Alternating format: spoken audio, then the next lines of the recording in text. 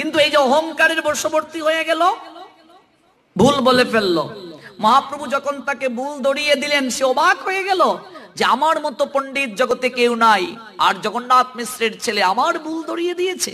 রাত্রিবেলা মাকে গিয়ে ধ্যান করছে, মা তুমি না বলেছিলে আমার জিহ্বা ছেড়ে কখনো যাবে না? মা বলছেন, ওরে আমি এই জ্ঞান দান করি জগৎকে কল্যাণ করতে, আর এই জ্ঞান লাভ করে তোর মাঝে দাম্ভিকতা চলে এসেছে। এই জ্ঞান দ্বারা জগতে তুই একটা বিপত্তি ঘটাচ্ছিস। তাই আমি তোর জিহ্বায় ছিলাম না বাবা, আমি ছিলাম না।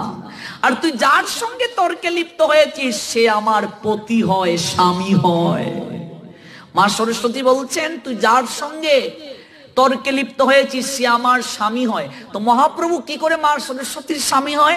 তত্ত্বগত দিক থেকে মনে রাখবেন, তত্ত্বগত দিক থেকে মা সরস্বতী হচ্ছেন সত্য গুণের অধিষ্ঠাত্রী দেবী। মূলত এক দেবীরই কয়েকটা প্রকাশ। রজগুণে তিনি হচ্ছেন লক্ষ্মী, তমগুণে তিনি কালী, সত্যগুণে তিনি সরস্বতী। এক দেবীরই গুণ বেদে প্রকাশ। এই জন্য আমরা বৈষ্ণবীয় ভাবনায় যারা আছি, আমরা প্রত্যেক দেবদেবীকে রাধা তত্ত্ব মানে রাধা রানীর অংশ ভাবি। প্রত্যেক দেবদেবীকে আমরা মানে দেবীকে আমরা, প্রত্যেক দেবী দেব নয়, প্রত্যেক দেবীকে আমরা রাধা তত্ত্ব ভাবি, রাধা অংশ ভাবি। এই জন্য চৈতন্য চরিতামৃতে পড়লে দেখবেন বলছেন তিনি আমার পতি হন। এই তর্করত্ন বা তার্কিকের জিহ্বা থেকে মা সরস্বতী চলে গেলেন। অহংকার এমন এক জিনিস, অহংকার যদি এসে যায় সঙ্গে সঙ্গেই পতন। পতন। ইন্দ্রপ্রস্থ চাইবে, প্রস্তুতি নিল, তার মুখ দিয়ে এসে গেল, জিহ্বা দিয়ে এসে গেল, মা আমাকে নিদ্রাপ্রস্থ দান করো। মা সঙ্গে সঙ্গে বললেন, কল্যাণ হোক, খাবে আর ঘুমাবে, আর কিছু করা লাগবে না। 6 মাস খায় আর 6 মাস ঘুমায়। মা নিদ্রাপ্রস্থ তাকে দিয়ে দিলেন। দেখুন এত তাড়াহুড়া করার প্রয়োজনটা কি ছিল? একটু ভেবেই বল। এটাই মা সরস্বতীর কৃপা। এভাবে আমরা আরো দেখতে পাই, ব্রহ্মার কাছে হিরণ্যকশিপুর বোন যার নাম হুলিকা, ওই হুলিকা একটা বর চেয়েছিলেন, এত আরাধনা করেছিলেন প্রহ্লাদের পিসি হুলিকা, ব্রহ্মাকে সন্তুষ্ট করে ফেললেন। এবার ব্রহ্মা তাকে দর্শন দিতে আসলেন, বললেন কি চাও? ব্রহ্মদেব আপনি আমাকে এমন একটা শাড়ি দান করেন যে শাড়িটা আমি যদি পরিধান করি আগুন যেন আমাকে কখনো পুরাতে না পারে, মানে এই শাড়ি পরে আমি যেন অগ্নিকুণ্ডেও প্রবেশ করতে পারি। দেখো কি বর, শাড়ি। ব্রহ্মা বলছেন ঠিক আছে যাও, তুমি একটা শাড়ি দিয়ে দিলাম, ওই শাড়িটা পরিধান করলে আগুন তোমাকে কখনো পুরাতে পারবে না। এবার প্রহ্লাদকে যখন কোনোভাবেই মারা যাচ্ছে না, সাপের কামড় দেয়া হলো, পাগলা হাতির পায়ের নিচে পেষ্টন করানো হলো, তারপর বুকের মাঝে পাথর বেঁধে সাগরে নিক্ষেপ করা হলো, বিষ পান করানো হলো, পর্বত থেকে ছুঁড়ে ফেলা হলো। কোনোভাবেই যখন মারা যাচ্ছে না তখন হিরণ্যকশিপু ভাবছেন ছোট্ট বালককে আমি কোনোভাবেই মারতে পারছি না, আর কোন প্রক্রিয়া অবলম্বন করলে প্রহ্লাদকে বধ করা যাবে। ঠিক সেই সময় হিরণ্যকশিপুর ভগিনী মানে প্রহ্লাদের পিসিমা, সেই প্রহ্লাদের পিসি এসে বলছেন, দাদা তুমি একদম চিন্তা করবে না, আমার কাছে একটা শাড়ি আছে, ওই শাড়িটা যদি আমি পরিধান করি তাহলে আগুন কখনো আমাকে পুরাতে পারবে না, ব্রহ্মা আমায় বর দিয়েছেন। তাহলে আমি তো সেই বাঁচি নিরাপদে, আমি এই শাড়ি পরে প্রহ্লাদকে নিয়ে আগুনের মাঝে প্রবেশ করব, আমাকে তো আগুন পুরাতে পারবে না। আর প্রহ্লাদ বলো হরি হরি বল, বলছে হে রে ভগিনী তোর তো অনেক বুদ্ধি আছে, তাহলে এই কাজ তুই কর। এবার দেখবে অগ্নিকুণ্ড সাজানো হলো আর শাড়িটা পরলো হুলিকা। এবার হুলিকা প্রহ্লাদকে বলছে, জাদু শোনা তুমি আমার কুলে আসো। পিসিমার কুলে তো উঠবেই, পিসিমা তো এমনিতে আদর করে, প্রত্যেক সন্তানেরা পিসির বাড়ি অনেক সময় বেশি থাকতে চায়, কারণ পিসির বাড়ির আদরই আলাদা, অনেক বেশি আদর থাকে। আমরাও এটা দেখেছি প্রত্যক্ষ। পিসির বাড়ি মানে আনন্দের জায়গা, বাবার চেয়েও বেশি আদর করে পিসি। তো প্রহ্লাদ ভাবলেন এটা তো ঠিকই, পিসির কুলে উঠবো, প্রহ্লাদ তো আর জানতেন না ওই পিসি যে ঘাতিনী হয়ে এসেছে তাকে আগুনের মাঝে নিয়ে পুড়াতে চাচ্ছে। শাড়ি পরে এবার প্রহ্লাদকে কুলে নিয়ে অগ্নিকুণ্ডে প্রবেশ করলো। আপনারা কীর্তন করেন দেখেন, ভক্ত ছিল রে প্রহ্লাদ, সে নামেরই আহ্লাদ, অগ্নিকুণ্ডে মারতে তারে না পারে জল্লাদ।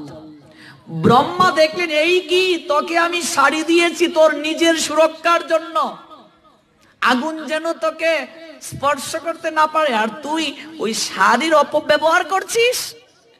ওই শাড়ি পরে তুই ভগবানের ভক্তকে বধ করতে চাচ্ছিস। এবার যখন শাড়ি পরে প্রহ্লাদকে কুলে নিয়ে আগুনে প্রবেশ করলো, প্রহ্লাদ তো শ্রীহরি শ্রীহরি বিষ্ণু বিষ্ণু জপ করছে।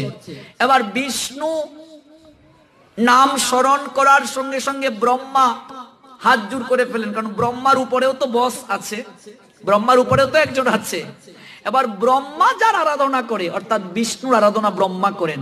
এবার প্রহ্লাদ ডাকছে বিষ্ণুকে, অবস্থাটা কি? এবার ব্রহ্মা সঙ্গে সঙ্গে হুলিকার শাড়ির মাঝে আগুন ধরিয়ে দিলেন, যা এবার তুই নিজে পুড়ে মর। আর প্রহ্লাদকে ব্রহ্মা কুলে নিলেন। কৃষ্ণ ভক্ত জেনে ব্রহ্মা টান দিয়া কুলে লইল রে, একটা কীর্তন আছে আপনারা গেয়ে থাকেন। ব্রহ্মা প্রহ্লাদকে কুলে নিলেন। এবার হুলিকার শরীরে যখন আগুন লাগলো, হে ব্রহ্মদেব তুমি আমার সঙ্গে ছলনা করলে, তুমি বলছো যে আমার শাড়িতে আগুন লাগবে না, বলছে তোকে শাড়ি দিয়েছি তোর নিজের সুরক্ষার জন্য, আর তুই ওই শাড়িকে ব্যবহার করে ভগবত ভক্তকে মারতে চাচ্ছিস, তাই তোর শাস্তি। অহংকার যখন মানুষের মাঝে এসে যায় সঙ্গে সঙ্গে তার পতন হয়ে যায়, তোর পতন হয়ে গেল। এই হুলিকা দহন দেখবে দোল পূর্ণিমার আগের দিন রাত্রে একটা ঘর বানাই আমরা, কিছু মেশে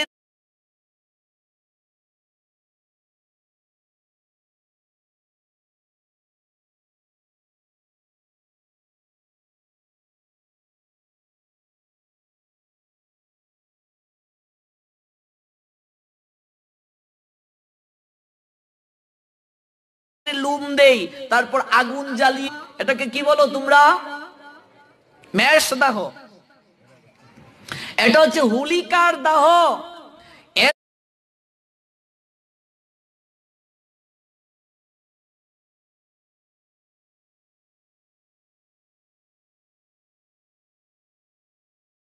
পরের দিন যে আমরা হোলি খেলি, হোলি আর হুলি এসেছে হোলিকা, ঋষিমণি হুলিকার নাম থেকে হোলির উৎপত্তি।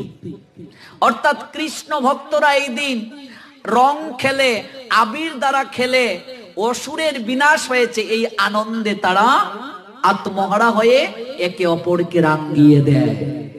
ওই হুলিকা থেকে হোলি, হোলি থেকে হুলি, হুলি থেকে হোলি। এই দিন রাধা গোবিন্দ বৃন্দাবনে রাঙিয়েছিলেন একে অপরকে, সখীরা আবিরে আবিরে রাঙিয়েছিলেন, হোলি খেলেছিলেন। হোলি মূলত প্রহ্লাদের পিসিমণির নাম থেকে এসেছে, অর্থাৎ হুলিকা থেকে হুলি, হুলি থেকে হোলি। আমরা হোলি খেলি কিন্তু হোলির উৎপত্তি অনেকেই জানি না। এটা হচ্ছে নামের ক্ষেত্রে। আর মূলত বৃন্দাবনে এই সময় রাধারানী এবং গোবিন্দ একে অপরে আবিরে আবিরে রাঙিয়ে দিয়েছিলেন, সে আরেক লীলা, আমরা সেদিকে যাচ্ছি না। তবে এটা মূলত হচ্ছে আনন্দের বহিঃপ্রকাশ। বিনাশ হলো, হুলিকার বিনাশ হলো। ভক্তরা, অসুর যখন দেহরাকে, ভক্ত বিদ্বেষী যারা, তারা যখন জগৎ থেকে চলে যায় তখন ভক্তরা আনন্দ করে। কোন কৃষ্ণ বিদ্বেষী অসুর যদি জগৎ থেকে চলে যায়, এই ধরণী মা জগৎ মাতা আনন্দ হন। আর কোন ভক্ত, কোন আচার্য, কোন কৃষ্ণ নাম প্রেম যারা প্রচার করে, তারা যদি জগৎ থেকে চলে যান, ধরণী মাতা নিজে ব্যথিত হন, ক্রন্দন করে। কোথায় আছে সেই লীলা? চৈতন্য চরিতামৃতে স্বয়ং মহাপ্রভু বলছেন, হরিদাস আছিল পৃথিবীর শিরোমণি, তাহা বিনা আজ শূন্য হইল মেদিনী। বলছেন হরিদাস ঠাকুরের মতো এরকম একজন উত্তম অধিকারী বৈষ্ণব মহাত্মা চলে যাওয়ার কারণে আজ ধরণী মাতা রিক্ত হয়ে গেল, শূন্য হয়ে গেল। ধরণী মাতা আজ অজুর দ্বারা ক্রন্দন করতেছে হরিদাস চলে যাওয়ার কারণে। এই জন্য ধর্ম প্রত্যেকের মাঝে আছে, কিন্তু ওই ধর্মটা সুপ্ত অবস্থায়, জাগ্রত অনেকের হয় না। ধৃতরাষ্ট্রের মাঝেও ধর্ম ছিল, কিন্তু তার মাঝে ওই যে মোহ, ওই যে লোভ, ওই যে লালসা, এগুলোর জন্যই আজকে তার এই শোচনীয় অবস্থা। নিজের নিয়তিকে সে মানতে রাজি নয়। তখনই শকুনি তাকে একটা কৌশল দিয়েছিল। কৌশলটা কি? গান্ধারীকে যখন বিবাহ করলো ধৃতরাষ্ট্র, তখন গান্ধারীকে প্রথম দিকে স্ত্রীর অধিকার দেয় নাই ধৃতরাষ্ট্র। কেন? কারণটা হচ্ছে গান্ধারী নিজেই চুকটা বেঁধে রাখলেন যে একজন অন্ধ স্বামীকে বুঝতে গেলে অন্ধ না হলে বোঝা যাবে না। চুকটা বেঁধে রাখলেন। আর ধৃতরাষ্ট্র ভাবলেন, তুমি আমাকে করুণা করছো, তোমার চোখ বাঁধা যখন আমার মনে হবে আমি সারাটা জীবন আমি যে করুণার পাত্র, এটা আমি প্রতীত হব। এই জন্য গান্ধারীকে গ্রহণ করতে চাচ্ছিলেন না।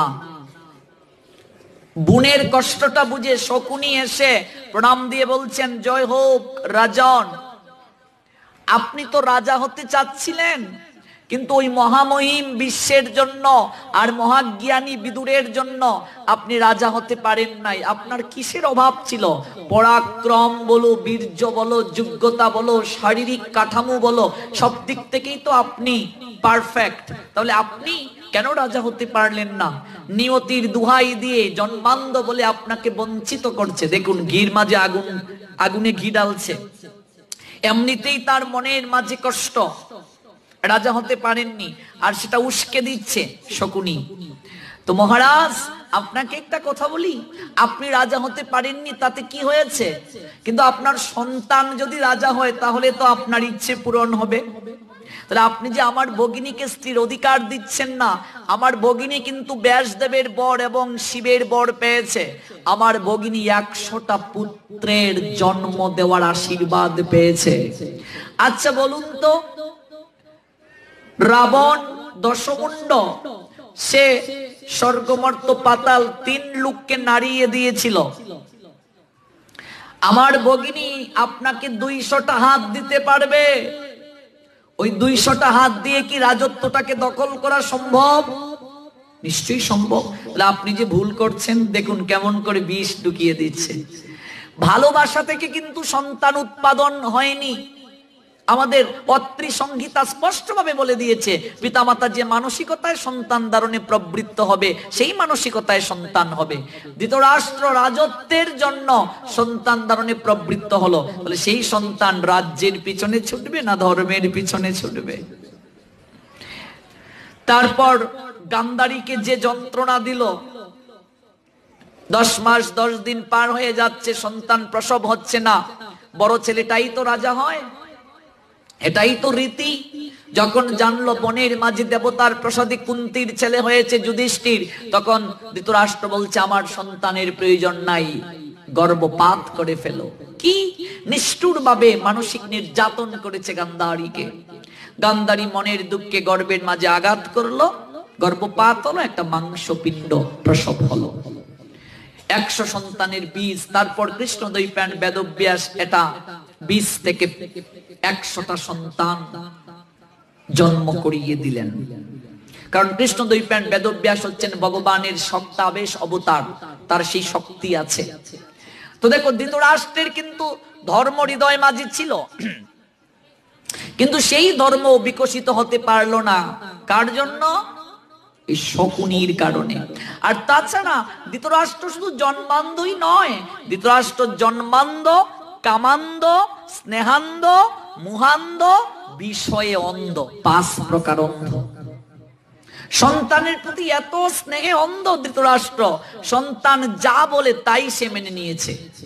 প্রত্যেক সন্তানের প্রতি পিতামাতার স্নেহ অবশ্যই থাকবে, কিন্তু মনে রাখবে, স্নেহ যেমন প্রয়োজন, শাসনও প্রয়োজন। শাসন যদি সন্তানকে না করো, তাহলে ওই সন্তান মানুষ কখনো হবে না। ধৃতরাষ্ট্র জীবনেও শাসন করে নাই। যদি শাসন করতো তার সন্তানকে, এত বড় দুঃসাহস পায় নাই বাবার সামনে, কাকার সামনে, জেঠার সামনে, গুরুদেবের সামনে ভ্রাতৃবধূ মায়ের সমান সেই ভাই বউয়ের শাড়ি ধরে টানার সাহস কখনো পেত না যদি শাসন করতেন ধৃতরাষ্ট্র। শাসন করে নাই, শাসন করে নাই। আর শাসন করলে কি হবে? শাসন করার যখন সময় তখন যদি না করো, এক সময় তুমি শাসন করলেও মানবে না। মানবে? ধৃতরাষ্ট্র তো বলেছিলেন পুত্র ফিরিয়ে দাও। যখন ভগবান সন্ধির প্রস্তাব নিয়ে গিয়েছিলেন, যখন অলৌকিক ঘটনা দেখলো, ধৃতরাষ্ট্র ভয় পেয়ে বলছো পাণ্ডবদের রাজত্ব ফিরিয়ে দাও পুত্র। মেনেছিল? দুর্যোধন মানে নাই। শাসন মানবে কি করে? শাসন তো ছোটবেলা থেকেই করা উচিত ছিল, করে নাই ধৃতরাষ্ট্র, যার কারণে এখন শাসন মানছে না। ধর্ম ছিল, বিকশিত হতে পারে না। এই জন্য সঙ্গ সংস্কারটা ইম্পর্টেন্ট। আমার সন্তান কাদের সঙ্গে চলে আমাকে দেখতে হবে। আমার সন্তানের বন্ধু বান্ধব কেমন, আমার সন্তান যাদের সঙ্গে চলে তাদের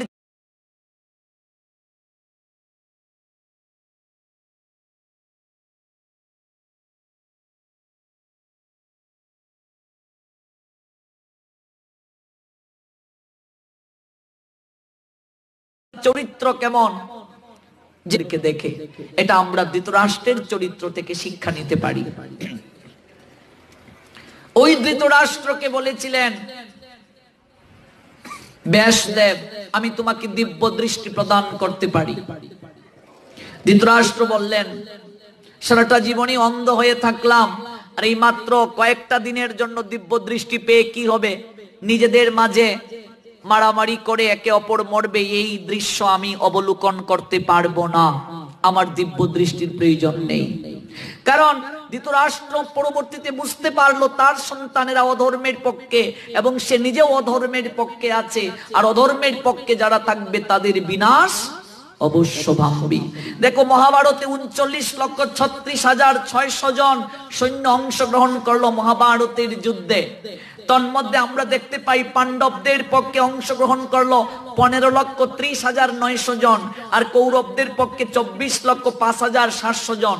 এত সৈন্য কৌরবদের পক্ষে অংশগ্রহণ করলো, কিন্তু তারা জয়ী হতে পারলো না। একটাই কারণ, ধর্ম তাদের সঙ্গে ছিল না। আর ধর্ম যাদের সঙ্গে নাই, ভগবান তাদের সঙ্গে কখনো থাকে না। ধর্মটাই মুখ্য। অর্জুন ভগবানকে বললেন আমি জয় পরাজয় কিচ্ছুটু বুঝি না বাসুদেব, মাধব আমি কিচ্ছু বুঝি না, আমি কেবল তোমাকে চাই, তুমি থাকো আমার সঙ্গে, আমি আর কিচ্ছুটি চাই না। তো রাজা যার হয়ে যায়, রাজত্ব তো তার আপনা থেকেই হয়ে যায়। গাছের গুড়ায় যদি জল দাও তাহলে তো আপনা থেকেই ডালপালা পরি তুষ্ট হয়ে যাবে না, আলাদা করে ডালপালায় জল দেওয়ার প্রয়োজন আছে? অর্জুন সেটা বুঝতে পারলেন। এই জন্য ধৃতরাষ্ট্র দিব্য দৃষ্টি চাইছেন না। ব্যাসদেব বলছেন তাহলে তোমার অনুগত কাউকে বলো যে দিব্য দৃষ্টি পেয়ে তোমাকে যুদ্ধের সমস্ত বৃত্তান্ত বলবে। তখন বললেন আমার মন্ত্রী সঞ্জয়কে এই দিব্য দৃষ্টি দান করো। সঞ্জয়কে গবলল্যান্ড মুনির পুত্র, শূদ্র, শূদ্রতে জন্ম নিলেও তার মাঝে ব্রাহ্মণের গুণ ছিল, যার কারণে ওই গবলল্যান্ড মুনির পুত্র সঞ্জয়কে দিব্য দৃষ্টি দান করলেন ব্যাসদেব।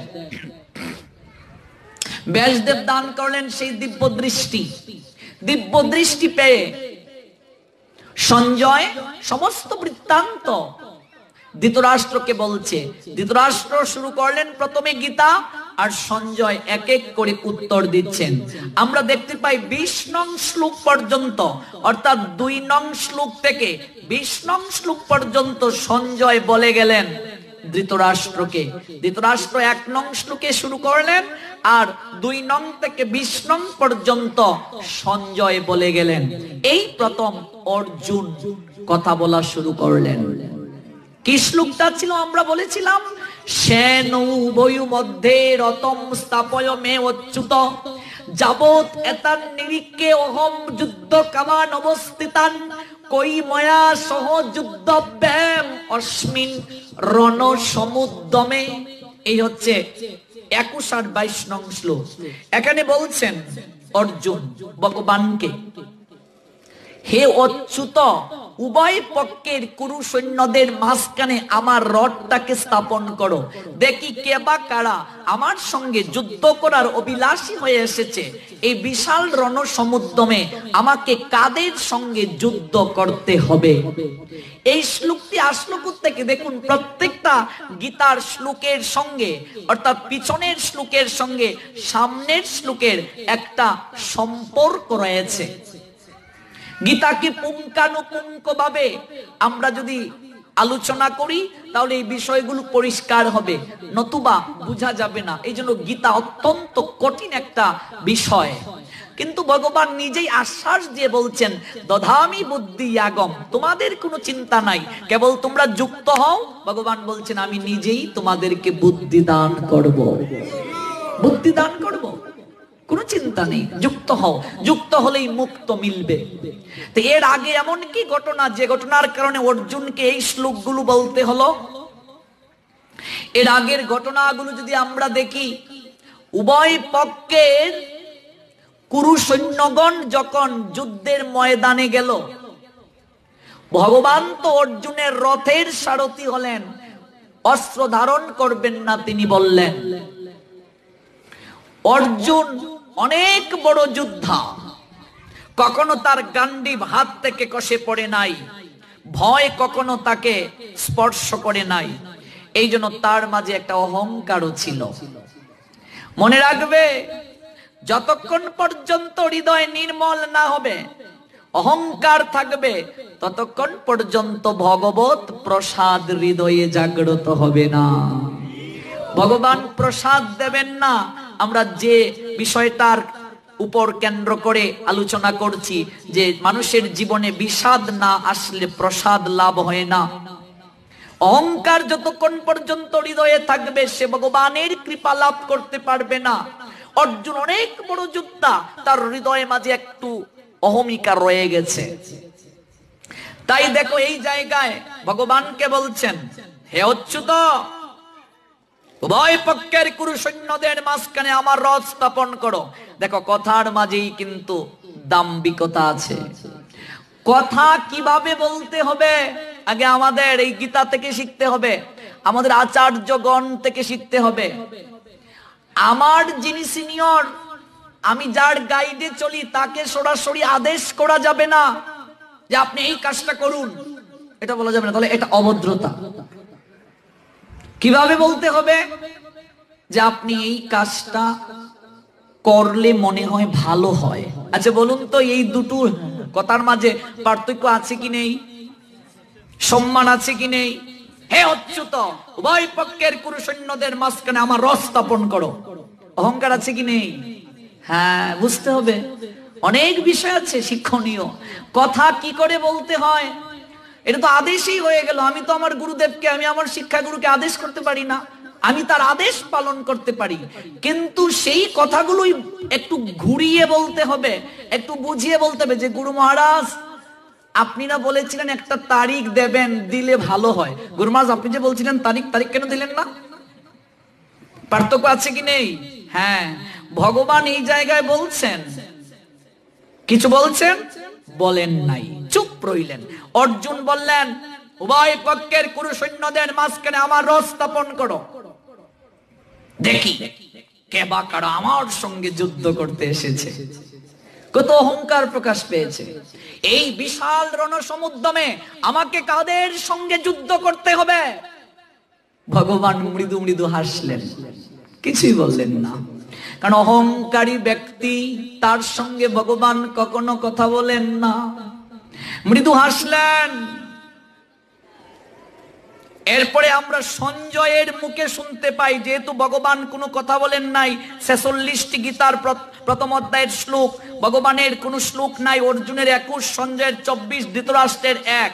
এবার সঞ্জয় বললেন 24 নং শ্লোকে, এবং উক্ত ঋষিকেশ গুড়াকে সেন ভারত সেনয়ুবয়ু মধ্যে স্থাপয়িতারতুত্তমম।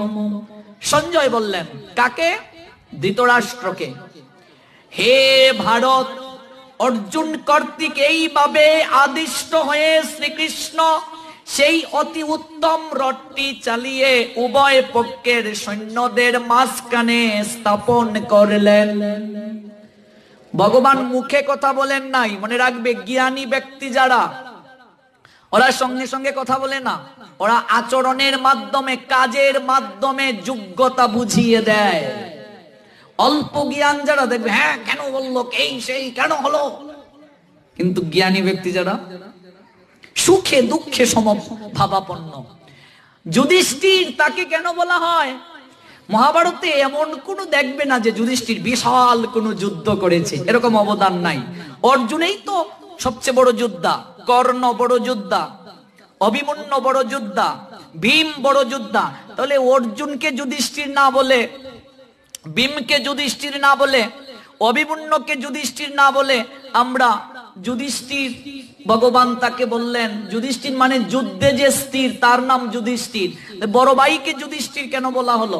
তার কারণ হচ্ছে যুধিষ্ঠির যদিও কোনো যুদ্ধে বেশি অবদান রাখেন নাই, কিন্তু জীবনের যুদ্ধে তিনি স্থির ছিলেন, জীবনের যুদ্ধে স্থির।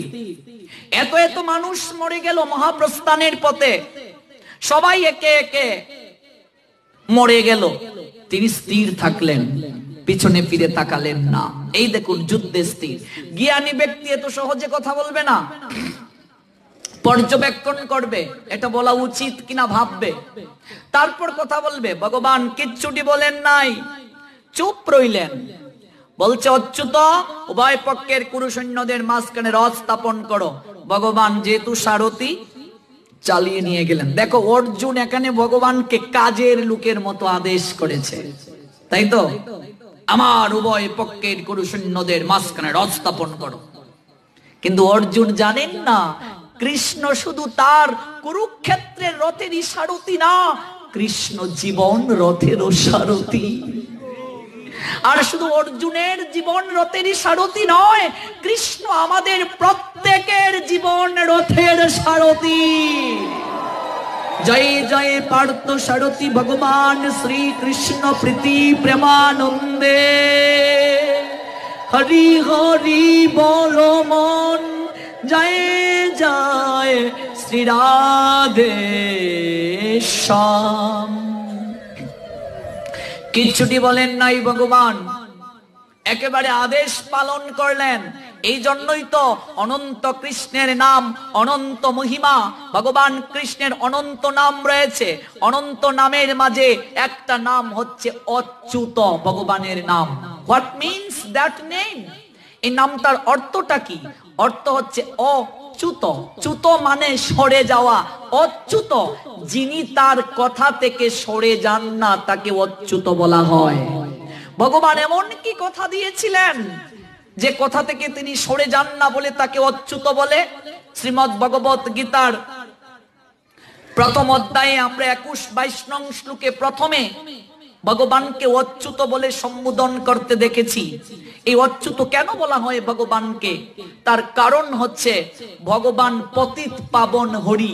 ভগবান বলছেন জগতের বুকে পতিত যারা, জগতের বুকে কাঙ্গাল যারা, জগতের বুকে নিজেকে যারা নগণ্য ভাবে, জগতের বুকে নিজেকে যারা একাকী ভাবে, আমি তাদেরকে ছেড়ে কখনো যাই না। পতিতের ভগবান তিনি, এই জন্য তাকে বলা হয় পতিত পাবন। তার কথা থেকে তিনি সরে যান না। মহাভারতের যুদ্ধে ভগবান তিনি প্রতিশ্রুতি দিলেন, আমি রথের সারথি হব। যার নির্দেশে জগৎ চলে, আর তাকে নির্দেশ করলো অর্জুন, তুমি উভয় পক্ষের কুরু সৈন্যদের মাঝখানে রথ চালিয়ে নিয়ে যাও। ভাবা যায়? হ্যাঁ, যার ইশারায় জগৎ চলে, আর তাকে ইঙ্গিত করলো, ইশারা করলো, তাকে আদেশ করলো অর্জুন। কিন্তু ভগবান কি প্রতিক্রিয়া দেখিয়েছেন? আমরা হলে তো বলতাম, হ্যাঁ আমাকে তুমি আদেশ করছো এইভাবে। ভগবান কিন্তু কিচ্ছুটি বলেন নাই, কারণ ভগবান প্রতিশ্রুতি দিয়েছেন আমি এখানে সারথি, আর সারথির কর্তব্য হুকুম পালন করা। তাই নিয়ে গেলেন ভগবান। এই জন্য তাকে অচ্যুত বলা হয়েছে এই শ্লোকে। অচ্যুত নচ্যুত, যিনি কখনো সরে যান না তার প্রতিশ্রুতি থেকে। যিনি কখনো তার প্রতিশ্রুতি থেকে নিজেকে সরিয়ে নেন না, অচ্যুত তাকে বলা হয়। উভয় পক্ষের কুরু সৈন্যদের মাঝখানে রথটাকে স্থাপন করে ভগবান মুহূর্তের মতো সময় চুপ করে রইলেন। আমরা ডিরেক্টলি কোনো শ্লোক পাই না গীতার প্রথম অধ্যায়ে, সঞ্জয়ের মাধ্যমে পাই। ভীষ্ম দ্রোণ প্রমুখত প্রমুখ চ মহিষ্কৃতাম উবাচ পার্থ হে পশ্যয়াতন সমবেতন কুরুনীতি। এটা হচ্ছে 25 নং শ্লোক শ্রীমদ্ ভগবত গীতার প্রথম অধ্যায়ে। ভীষ্ম দ্রোণ প্রমুখ সমস্ত নৃপতিদের সামনে ভগবান ঋষিকেশ, ভগবান কৃষ্ণের একটা নাম ঋষিকেশ, ভগবান ঋষিকেশ। ঋষিকেশ ভগবান, কেন তাকে ঋষিকেশ বলা হয়? যিনি তার সমস্ত ইন্দ্রিয়কে নিজের নিয়ন্ত্রণে রাখতে পারেন। ঋষিকেশ ভগবান বলছেন, হে পার্থ, উভয় পক্ষের কুরু সৈন্যদেরকে দর্শন করো। কোন শাসন করেন নাই, কিচ্ছুটি করেন নাই। শাসন তাকেই করা যায় যে শাসন মানবে, যে শাসন মানে না তাকে কেউ শাসন করবে না। আপনার একটা সন্তান যদি একেবারে অবাধ্য হয়ে যায়, বাবা যদি দেখে ওর গায়ে যদি আমি হাত তুলি, আমার গায়ে হাত তুলতে পারে, এতটা বেয়াদব হয়ে গেছে, দেখবে বাবা তখন আর শাসন করবে না, কারণ শাসন করে দেখেছে ও কখনো শুধরাচ্ছে না, এখন নিজে তার বাবার গায়ে হাত তুলে নেবে। তো বলছে, যা তোর কর্মের ফল তুই ভোগ কর। ভগবান এখানে শাসন করছেন না, কারণ শাসন তাকে করা যায় অধিকার যার প্রতি আছে। তাহলে কি অর্জুনের প্রতি অধিকার নেই? নিশ্চয়ই আছে। তাহলে অর্জুন কি ভগবানের আনুগত্যশীল নয়? অবশ্যই আনুগত্যশীল। তাহলে ভগবান কেন বলছেন না? ভগবান বলছেন না, তার কারণ হচ্ছে অর্জুনের হৃদয়ে একটু দাম্ভিকতা রয়ে গেছে। ওই দাম্ভিকতাটাকে একটু ভগবান সবার সামনে প্রকাশ করতে চাচ্ছেন, মূলত অর্জুনকে দিয়ে আমাদেরকে শিক্ষা দিতে চাচ্ছেন।